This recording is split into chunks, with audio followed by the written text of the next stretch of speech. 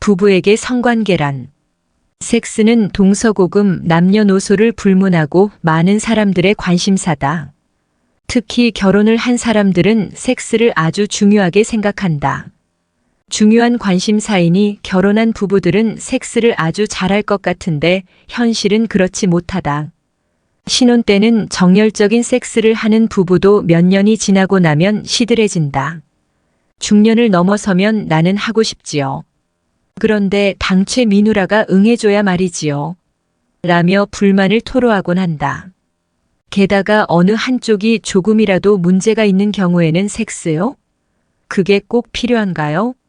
라며 비중을 두지 않게 되고 또 특별한 이유 없이 섹스리스 부부가 되는 경우도 있다. 이렇듯 많은 부부들은 섹스를 일시적이거나 생리적 욕구를 해소하는 것쯤으로 대수롭지 않게 생각한다. 하지만 부부관계에 있어 섹스는 무엇보다 중요하다. 사람들은 모두 행복해지고 싶어 한다. 무엇을 통해 행복을 느끼는가는 각자 다르겠지만 즐거움을 통한 행복도 있다. 그렇다면 이 세상에서 가장 큰 즐거움을 주는 것은 뭘까? 돈? 마약? 게임? 아니다. 섹스를 통한 즐거움이 제일 크다. 섹스는 돈이나 마약보다 더 큰 즐거움과 쾌감의 황홀감까지 안겨준다. 특히 부부관계에서 이루어지는 섹스는 가장 큰 즐거움을 준다. 부부는 섹스를 통해 용서와 화해를 하기도 한다. 서로 다른 환경에서 자란 부부가 함께 살다 보면 갈등이 생기고 불만이 생길 수밖에 없다. 그런데 이것을 방치하면 불만이 쌓여 분노와 적개심으로 변해 부부관계에 큰 위기가 올 수 있다. 그러므로 빠른 시간 내에 풀어야 하는데 이때 섹스가 아주 중요한 역할을 한다. 특히 말보다는 행동으로 감정을 표현하고 또 섹스를 함으로써 사랑을 느끼는 남자들에게는 더할 나위 없는 용서와 화해의 표현이 된다. 같은 일을 하거나 같은 취미 생활을 하고 같이 밥을 먹는 등의 행위들은 친구, 직장 동료, 형제 간에 같이 공유하고 나눌 수 있다. 하지만 섹스는 안 된다. 아무리 친한 친구나 형제라고 해도 같이 공유하고 나눌 수 없는 것이 섹스이다. 오직 부부만이 섹스를 할 수 있다. 그러므로 섹스는 부부라는 것을 증명해주는 인증서 같은 것이라 할 수 있다. 물론 부부가 아니라도 섹스를 할 수는 있다. 하지만 이 같은 섹스는 서로에 대한 희생, 헌신, 인내가 없다. 그래서 순간의 쾌감은 있을망정 깊은 정서적 만족감이나 두 사람을 이어주는 결합력은 없다. 결혼한 부부라도 섹스를 하지 않으면 마찬가지이다.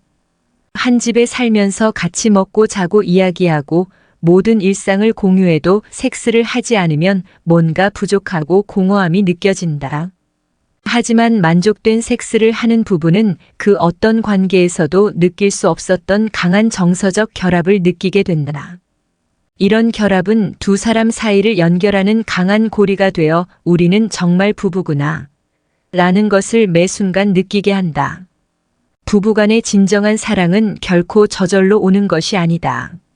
많은 부분을 서로 노력하고 가꾸어야 하는데 그 중에서도 가장 중요한 것이 섹스이다. 만약 다른 모든 것이 채워졌다 해도 섹스가 불만족스러우면 서로에게 거리감을 느끼게 되고 깊은 사랑을 느낄 수 없게 된다. 이런 부분은 결국에는 관계가 안 좋아지게 된다. 이것은 섹스가 단순히 성기만의 결합이 아니라 영혼의 결합이기도 하기 때문이다.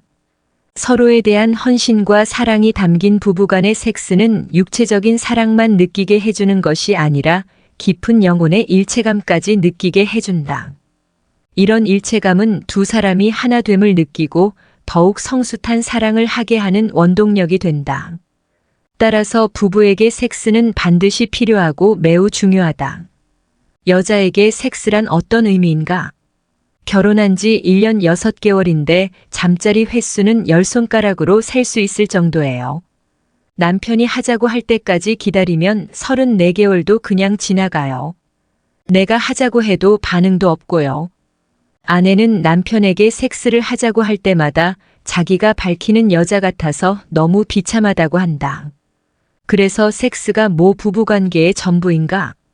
애 하나 낳았으니 그냥 살면 되지라며 자신을 위로해왔지만 어떤 날은 버림받은 것 같은 느낌이 들어 울기도 많이 울었단다. 하지만 남편은 아니, 애가 없어요? 그렇다고 제가 외도를 하나요? 매일 땡 하면 집에 오는데 외롭기는 뭐가 외롭습니까? 이건 저 사람 문제예요라며 아내를 이해할 수 없다는 표정이다.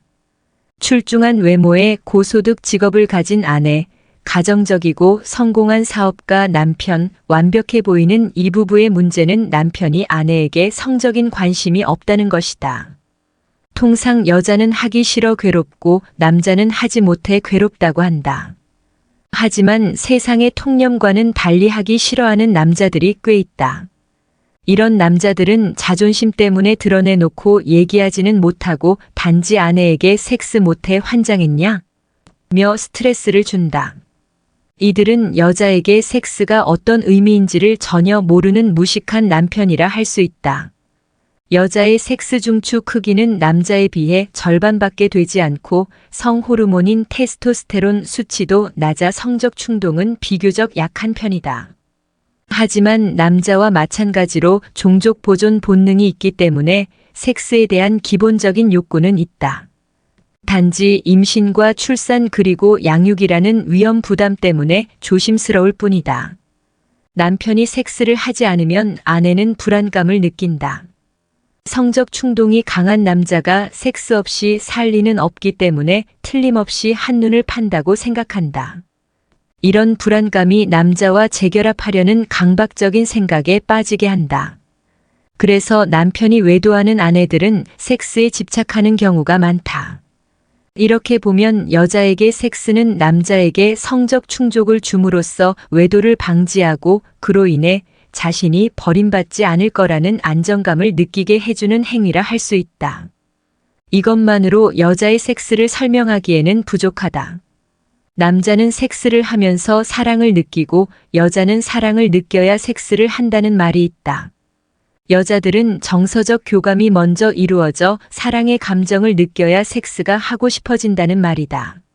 사랑을 느낀 여자는 상대에게 모든 것을 주고 싶어 한다.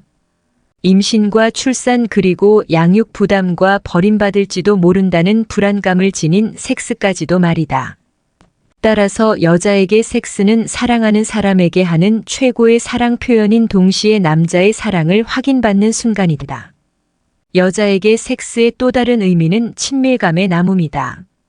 부부가 거리감을 느끼면서 평생을 함께 살아야 한다는 것은 비극이다.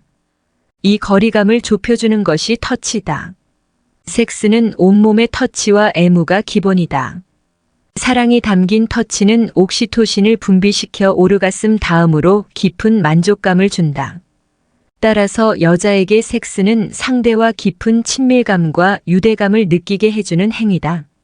아내는 남편이 자신을 매력적인 여자로 봐주길 바란다. 살림하는 주부나 애들 키우는 엄마가 아닌 여자로서 말이다.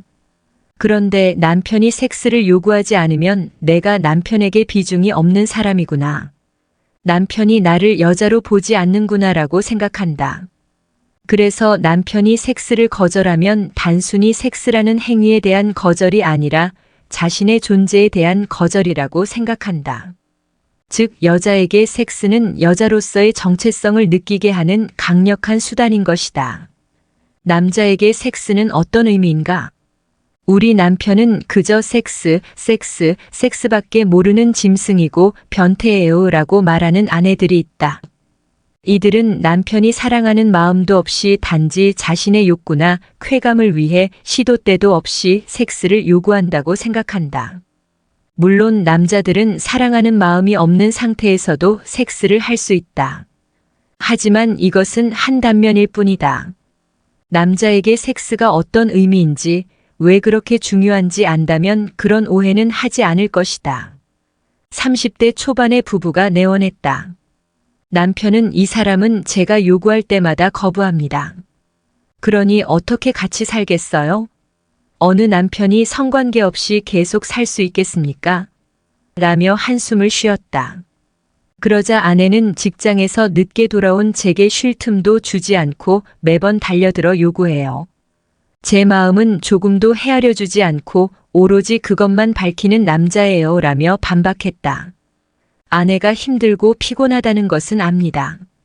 그렇다고 성관계도 못합니까?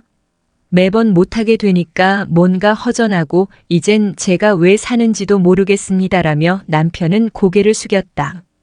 이런 일은 남자의 성을 잘 모르는 결혼 초기의 부부에게 흔히 일어난다. 여자와 달리 남자는 성 호르몬인 테스토스테론의 수치가 높고 뇌에서 성센터라 불리는 시상하부가 크기 때문에 항상 높은 성적 욕구를 지닌다. 그래서 건강한 남자라면 보통 72시간마다 성적 충동의 압박을 받는다.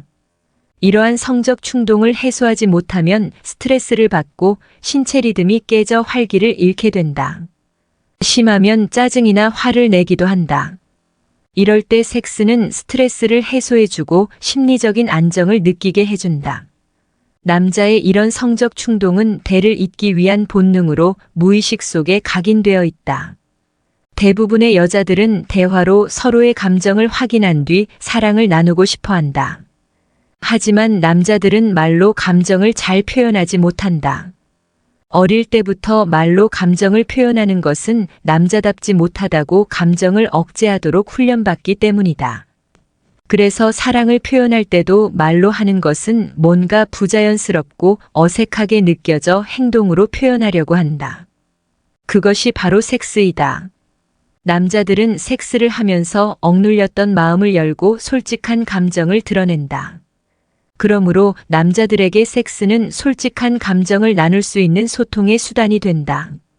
그렇기 때문에 아무리 무뚝뚝한 남자라도 섹스 후에는 사랑해 라는 말을 하게 되는 것이다. 또한 남자에게 섹스는 인정받는 행위이다.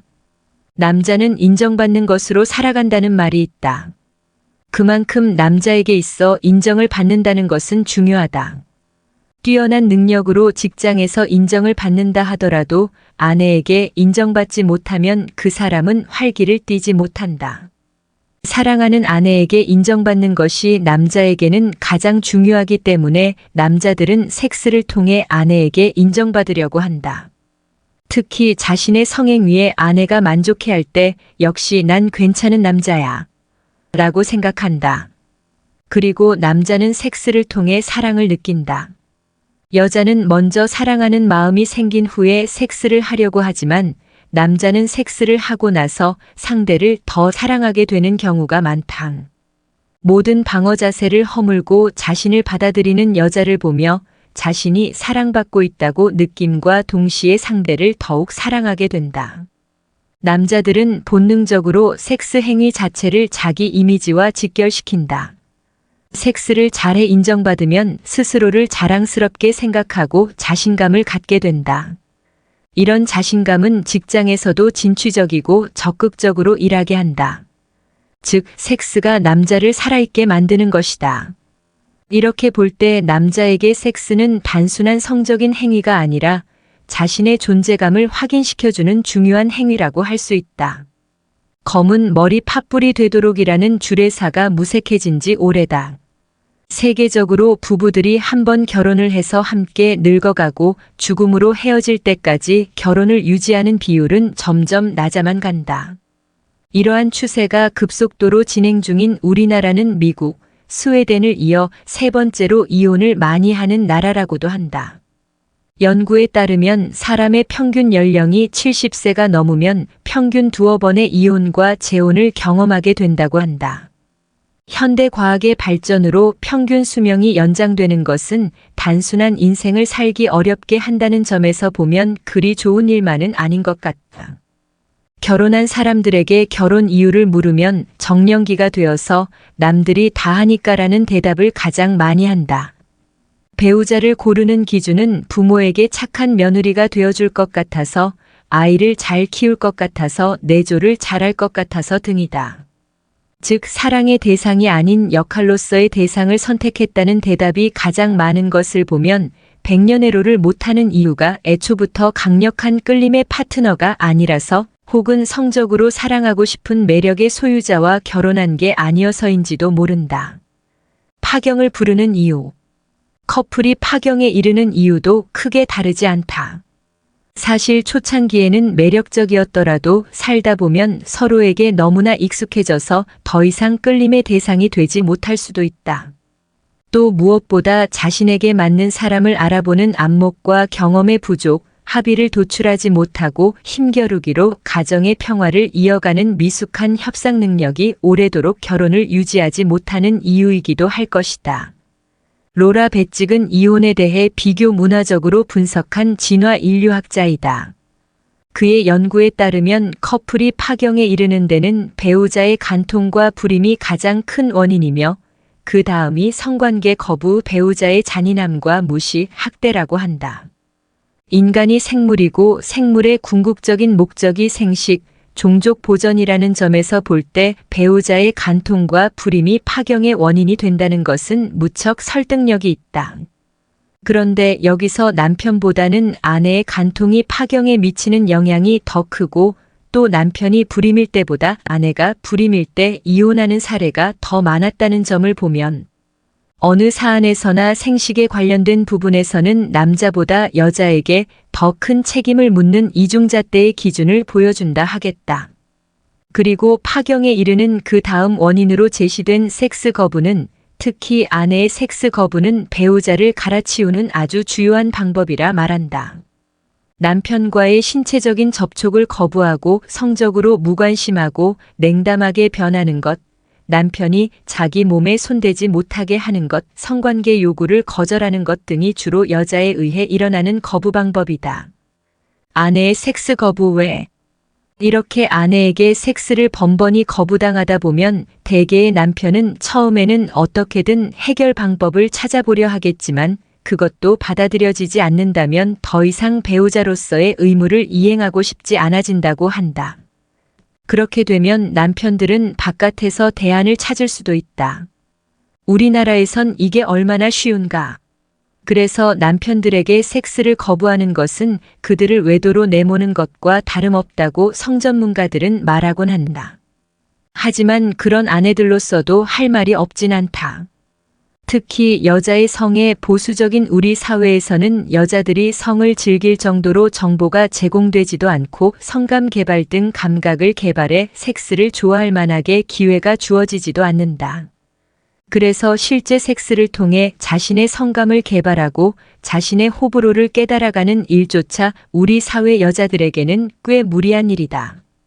남자들과 다른 여자들의 성심리상 여자들은 낯선 파트너보다 익숙한 파트너와의 섹스에서 오르가슴을 포함한 성적 만족을 더 많이 느낀다.